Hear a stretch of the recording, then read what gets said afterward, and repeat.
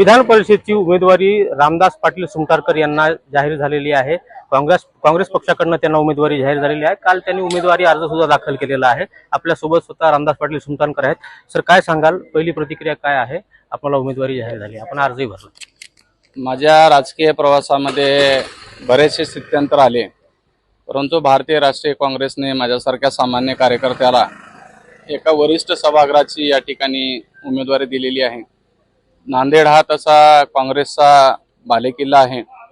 या ठिकाणी अनेक दिग्गज नेते असताना अशा वेळी या ठिकाणी सक्षमपणाने फाईट देऊ शकतो किंवा लढू शकतो असं समजून भारतीय राष्ट्रीय काँग्रेसने सन्माननीय राहुलजी गांधी साहेब असतील, माननीय मल्लिकार्जुन खरगे साहेब असतील, माननीय हर्षवर्धन सपकाळ असतील, माननीय अमित भैया देशमुख असतील, आमचं लाडकं नेतृत्व माननीय रवींद्र पाटील चव्हाण असतील, यांनी माझ्यावरती विश्वास ठेवून या ठिकाणी भारतीय राष्ट्रीय काँग्रेसची उमेदवारी दिलेली आहे। नक्कीच मला मनातून आनंद आहे आणि तितकी जबाबदारी सुद्धा आहे की ही निवडणूक मला जिंकायची आहे आणि स्ट्रॅटेजिकली ते जिंकून पक्षश्रेष्ठीला मलावर दाखवलेला विश्वास तो सार्थ करायचा आहे आणि याचा आनंदच आहे मला।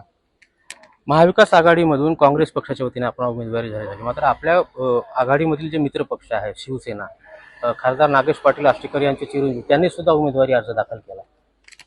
नाही, कसा ही निवडणूक मुळात पक्ष पुरस्कार जरी असली तरी ही एकल संक्रमण पद्धतीची विधान परिषदेची निवडणूक आहे आणि नॉमिनेशन करताना फॉर्म भरताना महायुतीमध्ये पण म्हणजे तिकडल्याही तिन्ही घटक पक्षाच्या नेत्यांच्या नातलगाने उमेदवारी भरलेली आहे। तसं महाविकासमध्ये पण उमेदवारी टाकणं हे काही हे नाहीये, पण स्ट्रॅटेजिकली आम्ही सर्व नेते एकत्र बसू आणि भक्कमपणाने जिंकण्याच्या दृष्टीनं आम्ही योग्य तो उद्या 4 तारखेला विड्रॉल आहे तोपर्यंत सर्वांची आम्ही विनंती करू आणि तो काही महाविकास आघाडी भक्कम आहे आणि आमचा निर्णय योग्य होईल त्याच्यामध्ये। प्रामुख्याने जर पाहिलं तर नांदेड जिल्ह्यामध्ये आपलं संख्याबळ 92च्या जवळपास आहे, म्हणजे 92 आहे। कसं संख्याबळ गणित कसं असणार आहे? नाही, मुळात नांदेड जिल्ह्यामध्ये Bharatiya Janata पार्टीनंतर second largest party ही काँग्रेस आहे। तसं संख्याबळ कुठल्याही सिंगल पार्टीला बहुमताचं संख्याबळ नाहीये। मोडतोड आणि आकडेवारी प्रत्येकाला करावी लागणार आहे, त्यामुळे आम्हीही विजयाच्या अत्यंत जवळ आहोत। आमची सुरुवात 92 पासून होत जरी असली तर आमचे शिवसेना उभाटा गट असेल, शरद पवार गट राष्ट्रवादींचे असेल, वंचित बहुजन आघाडी असेल, काही अपक्ष असतील आणि स्थानिक काही नगरपालिकेतल्या आघाड्या असतील, या आमच्याशी संपर्कात आहेत। त्यामुळे आम्ही ताकदीनं फाईट देण्याच्या ह्याच्यामध्ये ही निवडणूक लढण्याच्या दृष्टीनं आमच्याकडे संख्याबळ पुरेसं आहे।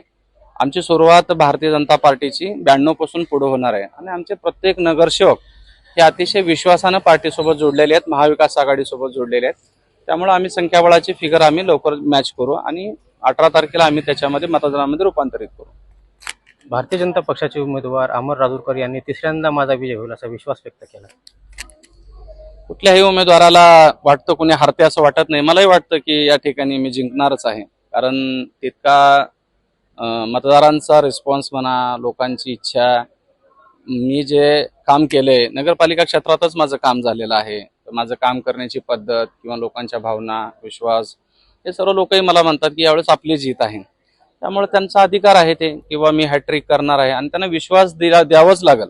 अन्यथा महायुतीमधली जी धुसफूस आहे ती धुसफूस कधी टांगा पलटी घोडे फरार होतील सांगता येणार नाहीये। त्यामुळे त्यांना म्हणावंच लागेल माझ्याकडे संख्याबळ आहे, आपण जिंकतोय, ही एक स्ट्रॅटेजीचा प्लॅन आहे आणि ते त्यांचं योग्य पण आहे ते म्हणणं।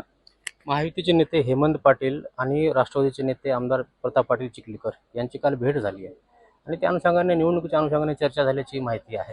याचा फायदा कुठेतरी काँग्रेसला किंवा महाविकास आघाडीला होणार?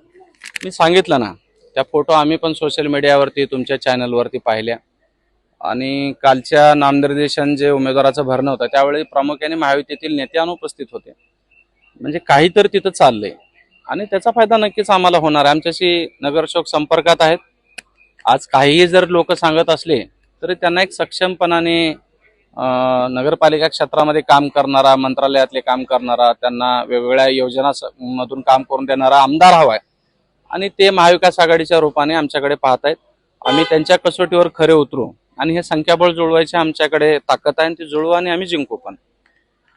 काल महायुतीचे उमेदवार, भाजपचे उमेदवार अमर राजूरकर यांनी उमेदवारी अर्ज दाखल केला आणि यावेळेस महायुतीतील अनेक नेत्यांची अनुपस्थिती होती, गैरहजर त्या ठिकाणी होते आणि यामुळे महायुतीमध्ये नक्कीच काहीतरी चालू आहे आणि याच महायुतीची जे धुसफूस चालू आहे याचा फायदा मला होणार असा विश्वास काँग्रेसचे उमेदवार रामदास पाटील सुमटारकर यांनी व्यक्त केला. LS Marathi news, Yashpal Bhosale, Nanded.